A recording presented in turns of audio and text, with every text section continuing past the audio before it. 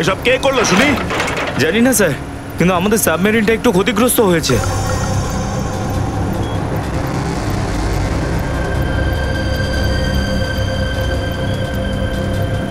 গ্যালারে navy এসে গেছে, ওদের জাহাজ আর কামান দেখা যাচ্ছে। কি কি না? হ্যাঁ, নেভিরা তো সামনে চলে এলে তোমাদের মরার এত শখ।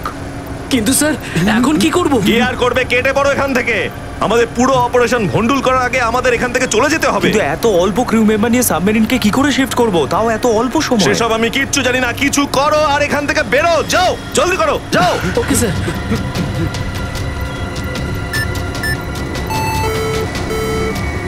ডেকের উপর আমাদের আরো লোক দরকার।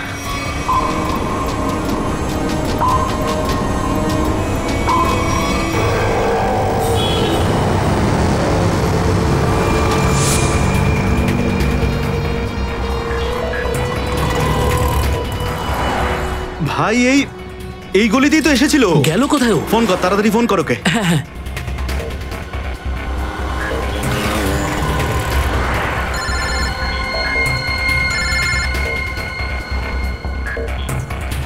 কেটে দিচ্ছে। হ্যাঁ, ফোন কেটে দিচ্ছে। আরেকবার চেষ্টা কর, আরেকবার ফোন কর। একে তো কি হয়েছে টনি? বন্ধ বলছে। ওই দেখ টনি। ওই যে, ধর ওকে। দাঁড়া দাঁড়া দাঁড়া দাঁড়া। হ্যাঁ, চল, গাড়িতে চল, চল চল।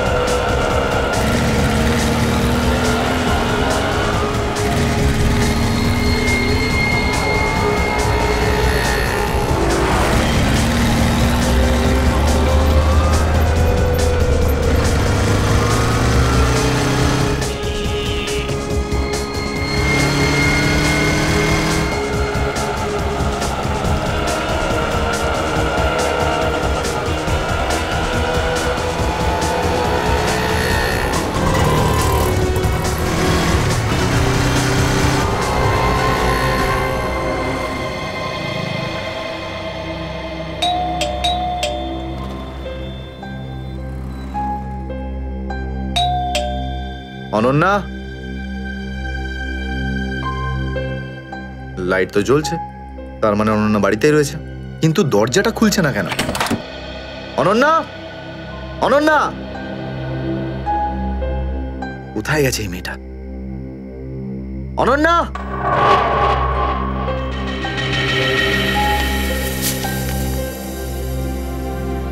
আমি আজকে কিছু জানতে পেরেছি। আমি তোকে আর বিরক্ত করতে চাই না। তুই অনেক কিছু করেছিস আমার জন্য, এতদিন আমার দায়িত্ব নিয়েছিস। এবার আমি চলে যাচ্ছি, তুই নিজের খেয়াল রাখিস অনন্যা। ও মাই গড, এটা কি করলো এই মেয়েটা? কোথায় খুঁজবো আমি ওকে এবার? কোথায়?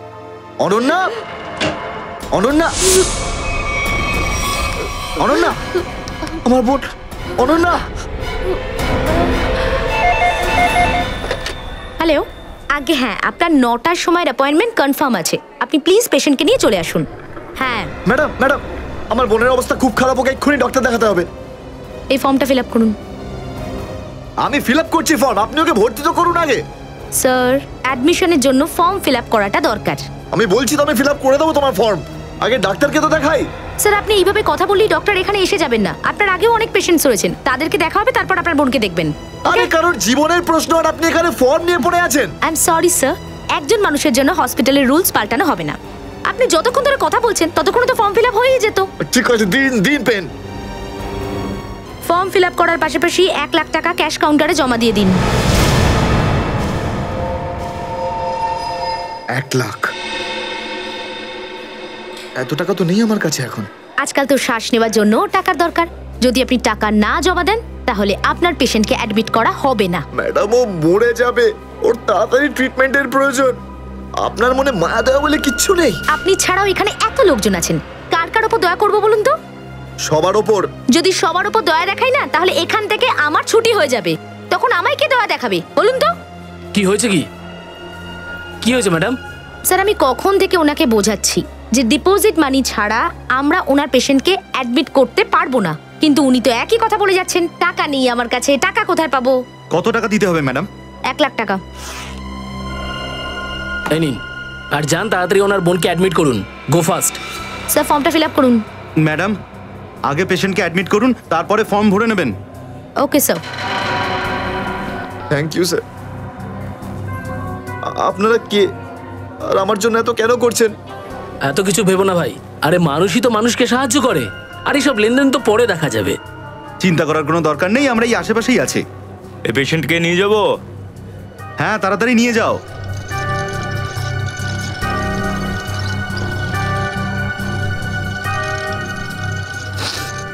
আমি আসছি এক্ষুনি। হ্যাঁ, যাও।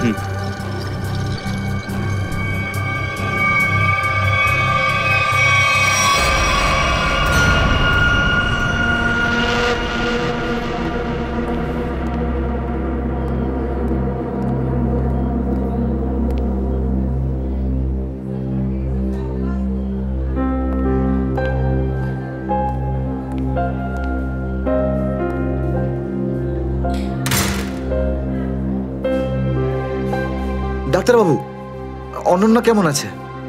সমস্ত রিপোর্ট ঠিক রয়েছে তো? আপনি চুপ করে আছেন কেন? মিস্টার সিদ্ধার্থ, আপনার বোনের ক্যান্সার আবার ছড়িয়েছে। কি? এটা কি করে সম্ভব ডাক্তারবাবু?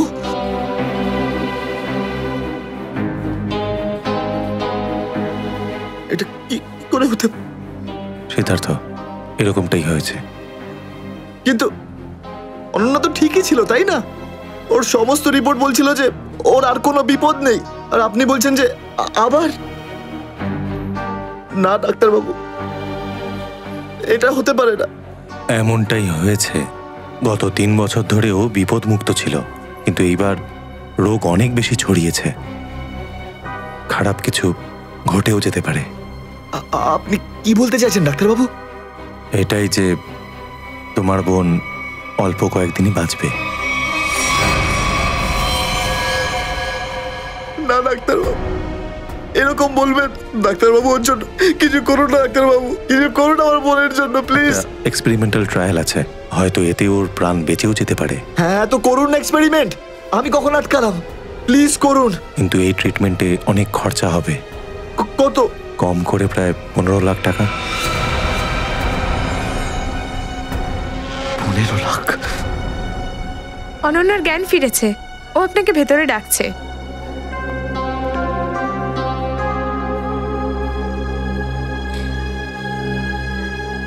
আপনি অনন্যার চিকিৎসার ব্যবস্থা করুন, আমি টাকা পয়সার ব্যবস্থা করবই, by hook or by crook, কিন্তু আপনি প্লিজ ওর চিকিৎসা করুন।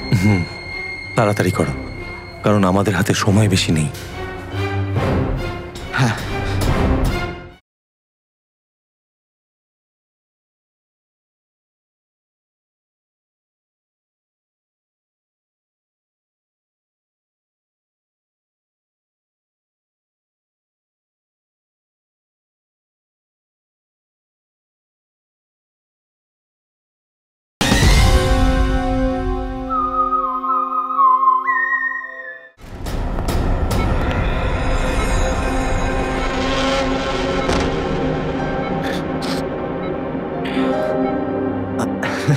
আরে অনন্যা, ডাক্তারের সঙ্গে কথা হলো আমার, তুই তো একদম ঠিক আছিস। ব্যাস আর কয়েকদিনে তোকে বাড়ি ফেরত নিয়ে চলে যাবো আমি। তুই না দাদা, এখনো অব্দি মিথ্যে বলতে শিখলি না।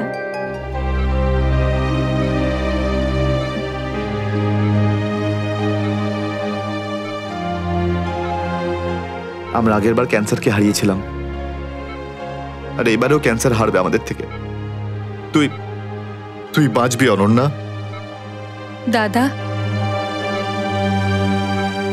যদি আমার ভাগ্যে বাঁচা থাকতো না, তাহলে 2 বার ক্যান্সার হতো না আমার। দাদা, আমার কথাটা শোন, তুই নিজের সমস্ত সুখ আমার জন্য এভাবে ত্যাগ করিস না দাদা। তুই তুই আমায় ভুলে যা দাদা। এবারে নিজে ভালোভাবে বাঁচ। আমার সব খুশি তো তুই, অনন্যা। তুই, তোকে যে কোনো ভাবে আমি বাঁচিয়ে ফিরবই। তুই মনের জোর হারাবি না কিন্তু। তুই এত ভালো কেন রে দাদা? কেন এত ভালো? যদি আরো কিছু বছর তোর সাথে বাঁচতে পারতাম আমি। আমার ভাগ্যটাই খারাপ।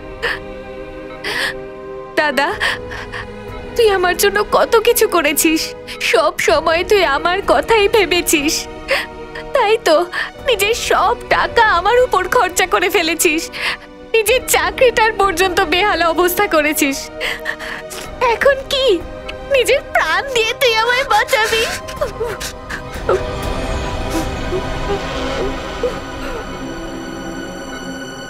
স্যার,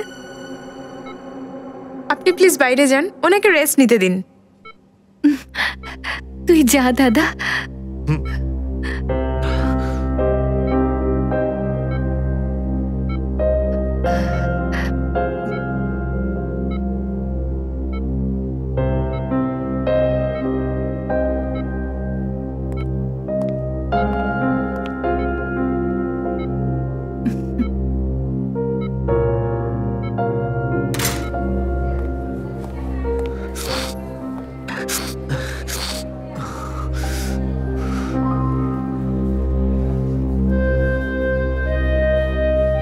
কোথা থেকে আনবো এত টাকা? কে দেবে আমাকে? আর দেবেই বা কেন? অত চিন্তা করো না। চিন্তা করে নয়, বরং কখনো চেয়ে মনের ইচ্ছে পূরণ হয়। বুঝলে সিদ্ধার্থ? আপনি কে? অবস্থার প্রয়োজন মানুষকে সবকিছু জানিয়ে দেয়। তোমার প্রবলেমটা আমি জানি, আর তার সলিউশনও আছে আমার কাছে। মানেটা কি? তোমার বোনের চিকিৎসার জন্য এখানে টাকা জমা হয়ে যাবে, সে ব্যবস্থা আমি করে দিয়েছি। তুমি অত চিন্তা করো না। এইসব কেন করছেন আপনারা আমার জন্য? আমি তোমাকে কোনো উপকার করছি না, বরং তুমিও আমার জন্য কিছু একটা করতে চলেছ। ওহো, সেই জন্যই আপনারা আমাকে বারবার ফোন করছেন। হ্যাঁ, ঠিক চিনতে পেরেছ। কিছুক্ষণ আগে আমার লোকেরাই তোমাকে 1 লক্ষ টাকা দিয়ে সাহায্য করেছে। আচ্ছা, কি করতে হবে আমাকে? সময় হলে আমিই তোমাকে জানিয়ে দেব। আগে তুমি তোমার বোনের ভালো করে চিকিৎসা করাও, তাড়াতাড়ি ওর ট্রিটমেন্ট শুরু করো।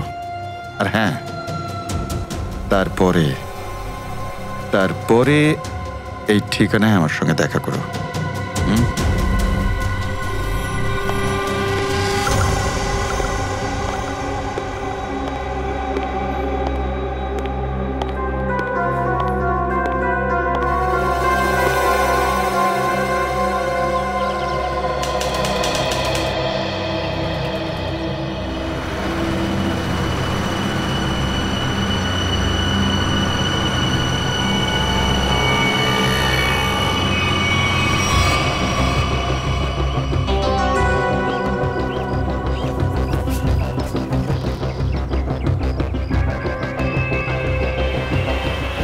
স্যার, ওর কাছে দাঁড়াবো? না না না, আর একটু এগো সামনে। আগে দেখতে তো হবে যে ও একা এসেছে নাকি সঙ্গে কাউকে নিয়ে এসেছে। নে, এখান থেকে ইউটার্ন নে।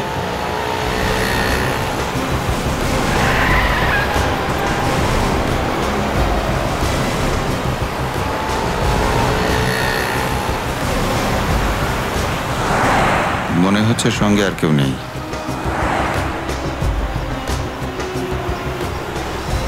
চলো ওর কাছে গিয়ে গাড়ি দাঁড় করা। হ্যাঁ,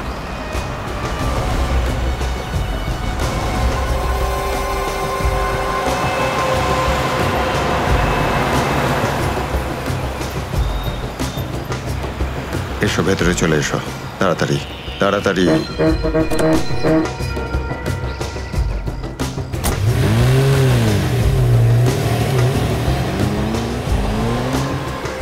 আমায় কোথায় নিয়ে যাচ্ছেন? প্রশ্ন নয়, একদম চুপচাপ বসে থাকো।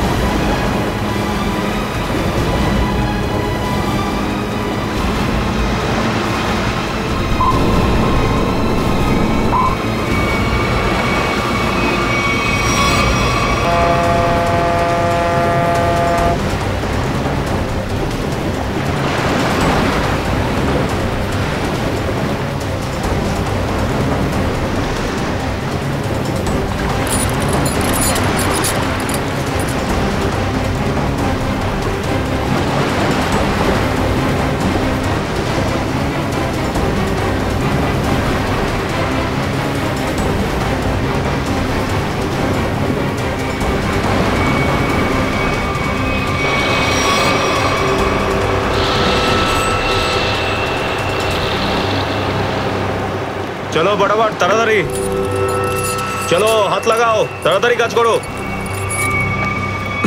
দে, জলদি জলদি। এইটুকু কম কাজ করতে কি সারা রাত লাগাবি নাকি? চল আফসার, তাড়াতাড়ি। আরে তাড়াতাড়ি কর, চলো ফটাফট তাড়াতাড়ি। কর। আরে চল চল চল, বের করো। তাড়াতাড়ি কর। আরে তাড়াতাড়ি।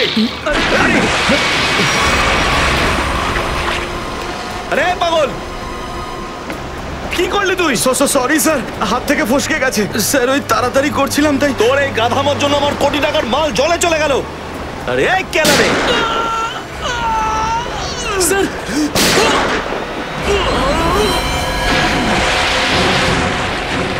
বস, বাকি বাক্সগুলো তুলে নিয়ে এখান থেকে বেরিয়ে যাই। হ্যাঁ এই চলো, বের কর বের কর, দে ফটাফট। হ্যাঁ চলো চলো তাড়াতাড়ি। হ্যাঁ এই দুটো লাশই সমুদ্রের মধ্যে কম করে 12 ঘন্টা ডুবেছিল। হ্যাঁ সালুকে, হ্যাঁ কোস্টগার্ডরাই এদের দুজনকে পেয়েছে। ওরাই এই দুটো লাশ উদ্ধার করে আর আমাদের হাতে তুলে দেয়। ভাই, এই দুজনকে পয়েন্ট ব্ল্যাঙ্ক রেঞ্জ থেকে গুলি করা হয়েছে। এর ক্ষতটা দেখো বস, এ দেখো। দুজনের ক্ষতই এই কথা বলছে। হ্যাঁ, আরও একটা ব্যাপার স্যার, বেশ কিছুদিন ধরে এরা ঠিকমতো খাবার দাবারও পায়নি। এদের বডিজ দেখে লাগছে যে খুব অল্প সময়ের মধ্যেই এদের ওজন তাড়াতাড়ি হ্রাস পেয়েছে। বস, ওদের বন্দি করে রাখা হয়েছিল। এ দেখো, এটা দড়ির দাগ। এদেরকে বেঁধে রাখা হয়েছিল দুজনকেই সমুদ্রের মধ্যে। সমুদ্রের গভীরে কোথায় কোথায় লুকিয়ে রেখেছিল এদেরকে? তারপরে মেরে ফেলেও দিয়েছে। কি কি চাইছিল খুনি? হ্যাঁ সচিন, আচ্ছা ঠিক আছে, বলো সচিন, কি জানতে পেরেছো? স্যার, এরা দুজন সমুদ্রের পাশের গ্রামটাতে থাকে স্যার, আর ওরা কাল রাতে কিছু এমন দেখেছে যেটা বলতে চায়। আচ্ছা, তাহলে বলো কি দেখেছো তোমরা? স্যার, কালকে রাতে আমরা মাছ ধরার জন্য সমুদ্রের অনেক গভীরে যাই। আমাদের নৌকার ইঞ্জিনটা খারাপ হয়ে যাওয়াতে আমাদের ফিরতে অনেক সময় লেগে যায়। স্যার, যখন আমরা ফিরে আসছিলাম তখন কিছুটা দূরে আমরা একটা বোটের আওয়াজ শুনতে পাই, আর তাতে বসে কিছু লোক কারোর জন্য অপেক্ষা করছিল। আচ্ছা, কারা সেই লোক? স্যার জানি না, অনেক অন্ধকার হয়ে গেছিল। হ্যাঁ স্যার, তখন সমুদ্রের মাঝখান থেকে জোরে জোরে ইঞ্জিনের শব্দ পাচ্ছিলাম। জলের ঢেউ একেবারে উথাল পাথাল করছিল, আর তারপরে সমুদ্রের মাঝখান থেকে কোনো জিনিস উপরে চলে আসে। সমুদ্রের ভেতর থেকে কোনো জিনিস ওপরে চলে আসে? কি? একটা বড় বাসনের মতন জিনিস হবে।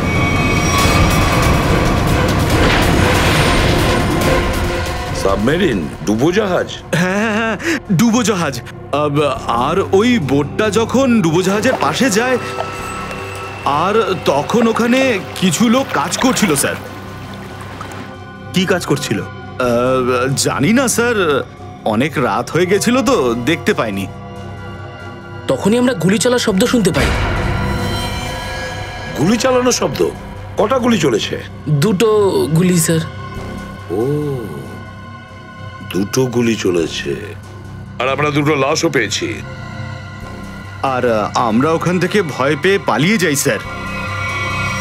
স্যার, একটা কথা বুঝতে পারলাম না, সমুদ্রের মাঝামাঝি এই সাবমেরিন কি করছিল? সেটাই তো।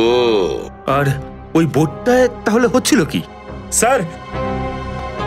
হ্যাঁ Pankaj. Sir, missing person bureau থেকে দুজন ভিকটিমের ডিটেলস পাওয়া গেছে। গ্রেট। অমল, মনোজ আর দুজনেই একই দিনে নিখোঁজ হয়েছে।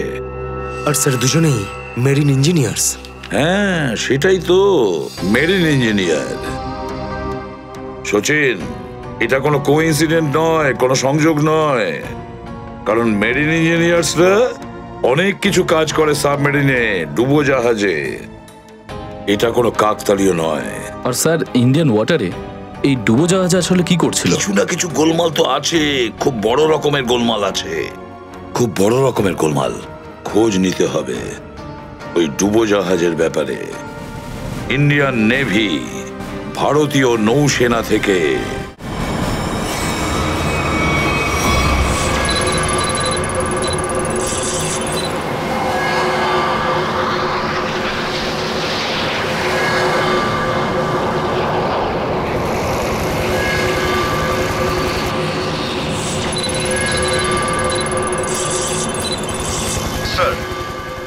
300 কিলোমিটারের রেডিয়াসে কোনো সাবমেরিন নেই। মাছওয়ালারা কি এই লোকেশনটাই বলেছিল? মনে হচ্ছে ওই সাবমেরিন আমাদের থেকে অনেক দূরে চলে গেছে। একটা রক সাবমেরিন ইন্ডিয়ান ওয়াটারে, বিশ্বাসই হচ্ছে না। কিন্তু এটাই সত্যি। কিন্তু ওরা করছিলটা কি? এটাই তো খোঁজ নিতে হবে। স্যার, ইনি মনোজের ওয়াইফ, ইনি অমলের বাবা, আর এই হচ্ছে তানিয়া স্যার, সিদ্ধার্থর বোন। এরা বলছেন যে সিদ্ধার্থ মেরিন ইঞ্জিনিয়ার ছিল, আপাতত নিখোঁজ। আচ্ছা, তোমার ভাই কবে থেকে নিখোঁজ? স্যার, কাল থেকে নিখোঁজ। তখন আমি হসপিটালে অ্যাডমিট ছিলাম। হসপিটালে? কেন, কি হয়েছিল তোমার?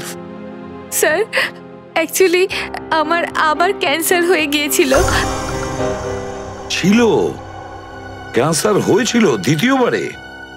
স্যার, ডক্টর বলছিলেন আমার ক্যান্সার আবার অ্যাগ্রিভেট হয়ে গেছে, কিন্তু আজ সকালে টেস্ট করে জানা গেল আমার ক্যান্সার নয়, আমি একদম সুস্থ। কি? ক্যান্সার উধাও হয়ে গেল? হ্যাঁ স্যার, আর এই খবরটা দেওয়ার জন্যই দাদাকে ফোন করেছিলাম, কিন্তু ওর ফোন নট রিচেবল আসছিল। আমি ভেবেছিলাম হয়তো বাড়িতে আছে, তাই আমি তাড়াতাড়ি বাড়িতে চলে এলাম। সব রুমে খুঁজলাম স্যার, কিন্তু কোথাও আমার দাদা নেই। ভাবলাম হয়তো আশেপাশে কারোর বাড়ি গেছে। সব জায়গায় খোঁজ করলাম, কেউ কিচ্ছু বলতে পারলো না ওর ব্যাপারে। আপনি নিজেকে সামলান, খুব তাড়াতাড়ি আপনি দাদাকে পেয়ে যাবেন। আচ্ছা, মনোজ আর অমল কিভাবে নিখোঁজ হলো? স্যার, অমলের সেই সময় চাকরি ছিল না। গত মাসের 7 তারিখে ও বলল যে ও নাকি একটা চাকরি পেয়েছে, আর 3 দিন পর যখন ও ইন্টারভিউর জন্য গেল তো ফিরে আসলো না আর। কোন কোম্পানিতে জব পেয়েছিল? স্যার, সেটা তো জানি না, কিন্তু অমল বলেছিল যে কোনো রিক্রুটিং এজেন্সি আছে, তাদের সোর্সেই এই কাজটা পেয়েছে, আর ইন্টারভিউ সমস্ত ব্যাপারটা জানা যাবে। স্যার, স্যার, মনোজ আমাকে এটাই বলেছিল যে কোনো একটা রিক্রুটমেন্ট এজেন্সি আছে যারা জবের এগ্রিমেন্ট করেছে। বেনামি রিক্রুটমেন্ট এজেন্সি, লোকেদের চাকরির লোভ দেখিয়ে মেরিন ইঞ্জিনিয়ারদের কিডন্যাপ করছে এরা। মেরিন ইঞ্জিনিয়ারদের দেখুন, আপনাদের সঙ্গে যা কিছু হয়েছে সেজন্য আমরা খুবই দুঃখিত। আমাদের চেষ্টার কোনো ত্রুটি রাখছি না ওই অপরাধীদের ধরার জন্য। আপনারা নিজেদের বাড়িতে চলে যান, কেমন? রবি, এনাদের ছেড়ে দিয়ে এসো। যান, চলুন।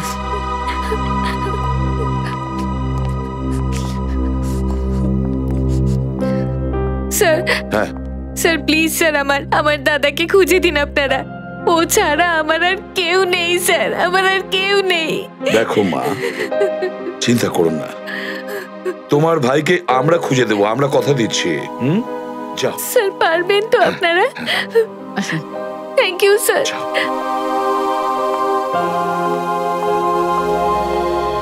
এই অনন্যা ডাক্তারের সঙ্গে কথা বলতে হবে।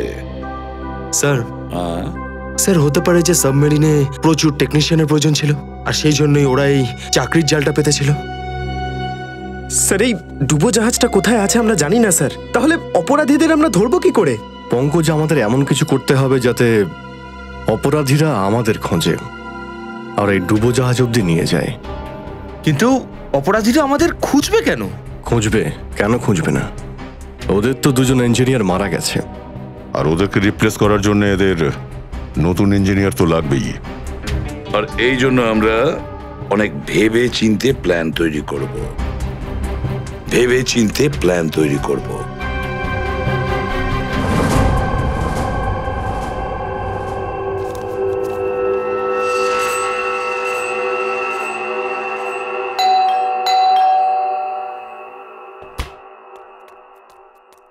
মনে হচ্ছে এসে গেছে।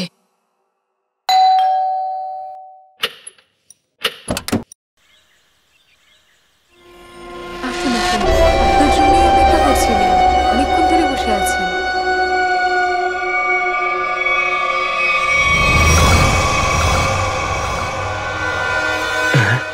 আসুন না, আসুন ভেতরে।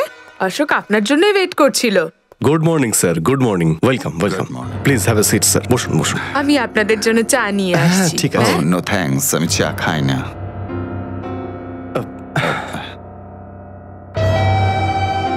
স্যার প্লিজ আমার ভাইকে চাকরিটা দিন না প্লিজ স্যার। আমাদের অনেক ধার রয়ে গেছে, জানি না আমরা কিভাবে সেটা শোধ করব। দিদি দিদি এক মিনিট এক মিনিট, আরে আমাদের তো আগে কথা বলতে দাও প্লিজ। তুমি এসো, তুমি আমার জন্য চা করে নিয়ে এসো, যাও প্লিজ প্লিজ। জানি না তুই কবে চাকরি পাবি, আমার তো খুব চিন্তা হয়। সরি স্যার, ওই আমার দিদি আসলে একটু আমার চাকরি নিয়ে খুব টেনশনে আছে আর কি। ওনার একটু আসলে টাকা নিয়ে ওনার একটু নিশ্চয়ই বুঝতে পেরেছেন। হয় এরকম, আসলে টাকা জিনিসটাই এরকম। তাহলে স্যার আমার এই চাকরিটা পাকা ধরে নেব স্যার?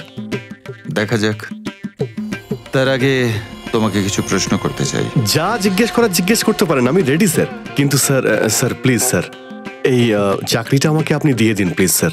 অ্যাকচুয়ালি স্যার আসলে আমাদের টাকার খুব প্রয়োজন স্যার। Sir please sir. খুবই এক্সাইটেড দেখছি আপনি এই চাকরিটা নিয়ে। সে তো একদমই স্যার। আসলে স্যার আমি আগে ওই গভর্নমেন্ট জব করতাম স্যার। স্যার ওই গভর্নমেন্ট জবে প্রমোশন আর টাকা পেতে অনেক কষ্ট করতে হয় স্যার।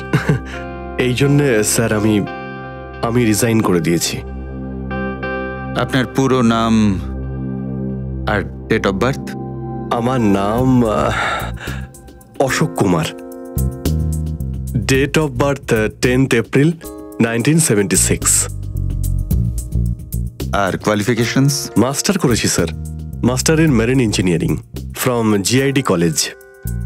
তার মানে সাবমেরিনের ইঞ্জিনের মেনটেন্যান্স আর নেভিগেশনের ব্যাপারে তো নিশ্চয়ই নলেজ আছে। Yes yes yes sir, you are right sir.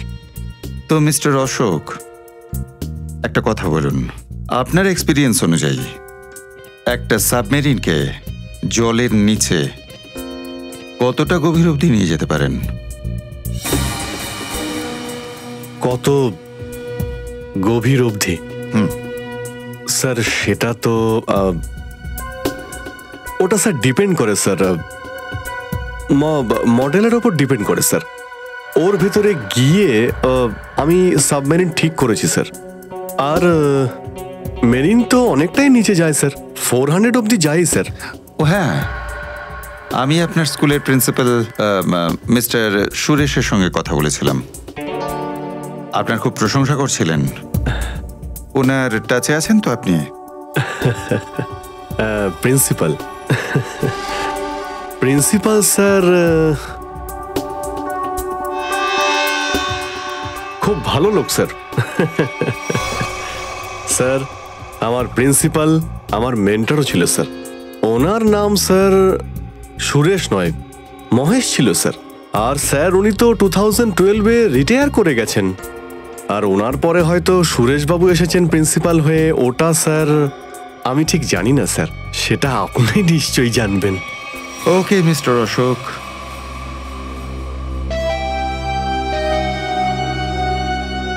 আপনার চাকরিটা পাকা। Thank you sir, thank you very much. আপনার ফ্যামিলির ফাইন্যান্সিয়াল প্রবলেমটা অবশ্যই আমরা দেখব। আপাতত এই চাকরিটা 6 মাসের জন্য। ওকে ওকে ওকে। এখানকার রুলস অ্যান্ড রেগুলেশনস আপনি জয়েন করার পর জানতে পারবেন। Of course sir, thank you sir. আর হ্যাঁ, দুপুরে ঠিক 2টোর সময় এই ঠিকানায় আমার সঙ্গে দেখা করবেন। Sure sir, thank you.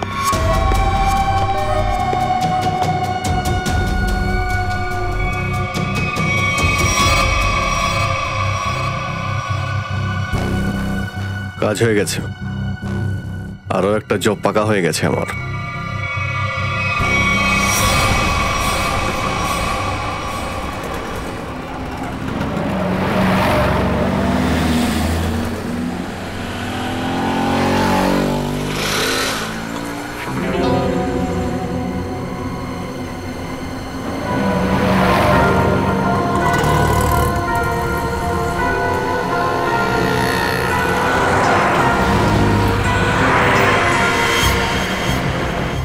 আচ্ছা, খেলা খেলছে আমার সঙ্গে।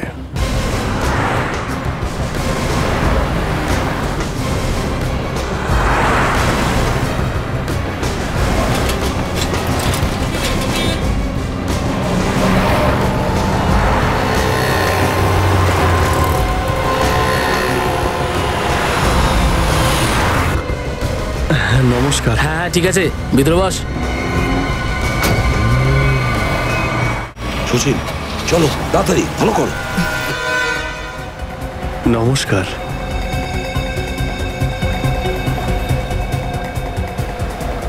কি ব্যাপার, আপনারা কিছু বলছেন না যে?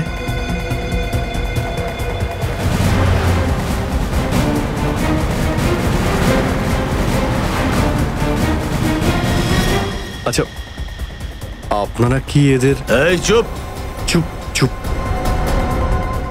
হ্যালো, আরে ও স্বাস্থ্য চলছে,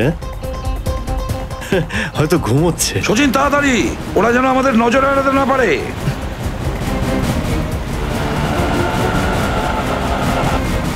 আরে স্যার, আপনি চোখ খুলে কেন ঘুমোচ্ছেন? খুব স্ট্রেস পড়ে চোখের উপরে। আমি এক্ষুনি বন্ধ করে দিচ্ছি। এখন তোরও ঘুমানোর সময় চলে এসেছে। আরে কিন্তু আমি রাতে ঘুমোই, দিনের বেলা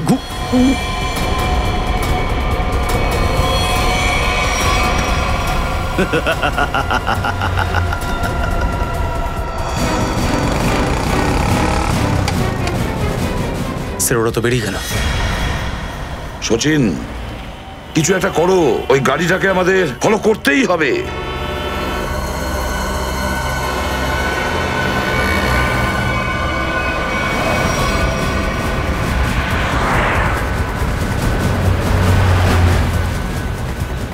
গাড়িটা কোথাও দেখতে পাচ্ছি না। সচিন দেখো একটু, দেখো তোমার রাইটে কিছু দেখা যাচ্ছে কিনা। স্যার ওই যে গাড়িটা। ইয়েস, কিন্তু ওরা রাইট সাইডে যাচ্ছে কেন? হ্যাঁ স্যার, এরা ঘুরে গেল কেন? ওদের তো সোজা যাওয়া উচিত ছিল, সমুদ্র তো সামনে। নিখিল, অভিজিৎকে ট্র্যাপ করো ওই জিপিএস এ।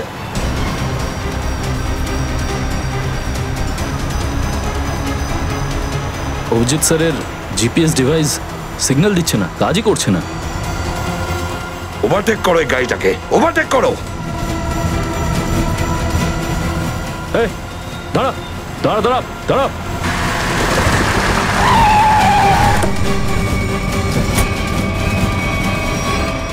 বাকিরা সবাই কোথায়?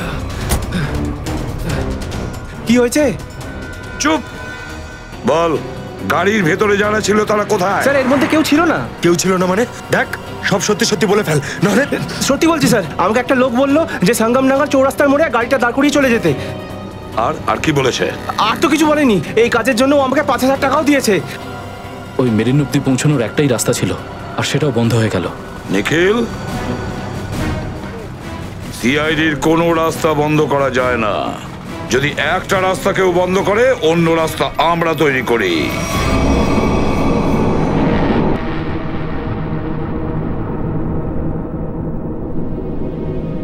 দুজন ইঞ্জিনিয়ার ছিল, আর দুজনকেই একসঙ্গে গুলি করে মারে। কে বলতে পারে? যে কোনো দিন আমাদের নাম্বারে চলে আসতে পারে। হ্যাঁ, আমাদেরও একদিন আসবে, সমুদ্রের মাঝে আমরা ডুবে যাব, কিন্তু আমাদের ব্যাপারে কেউ কিচ্ছু জানতে পারবে না। ঠিক বলেছ, কিন্তু মৃত্যুর আগে একবার বেঁচে ওঠার চেষ্টা তো করতেই হবে না?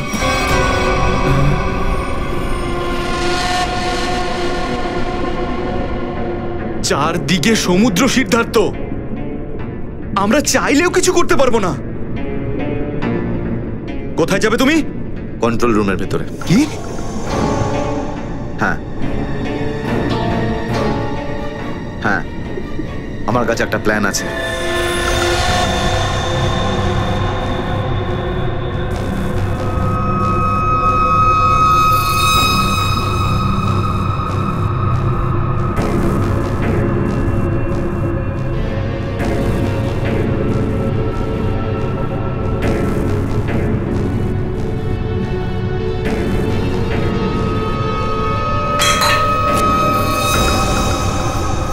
কেউ ওখানে?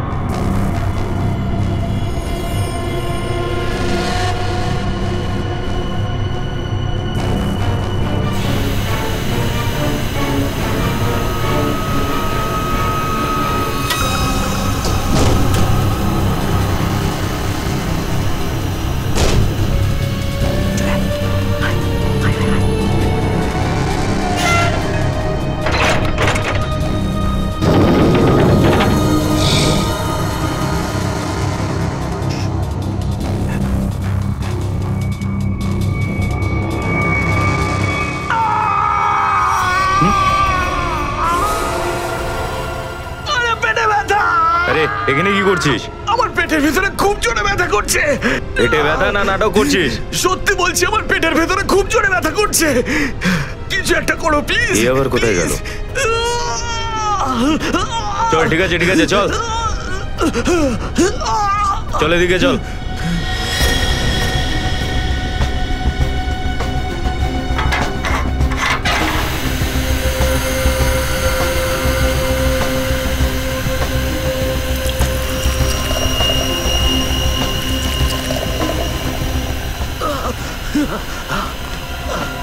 এখানে ওষুধপত্র আছে, খেয়ে নে। কিন্তু এখানে পেট ব্যথার ওষুধ কোনটা? আরে আমি ডাক্তার নাকি? যা খাবার খা, তারপর ঘরে চলে যা। কিন্তু আমি কি করে জানবো যে এখানে পেট ব্যথার ওষুধ কোনটা? আরে শুনুন না।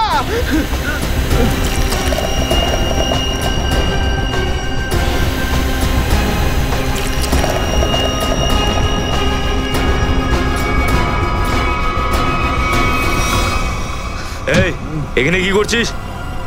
আমি কন্ট্রোল রুম দেখতে এসেছিলাম শুধু। এই না জিজ্ঞেস করে কি করে এলি তুই? এদিক ওদিক গেলে না প্রাণে মেরে দেবো।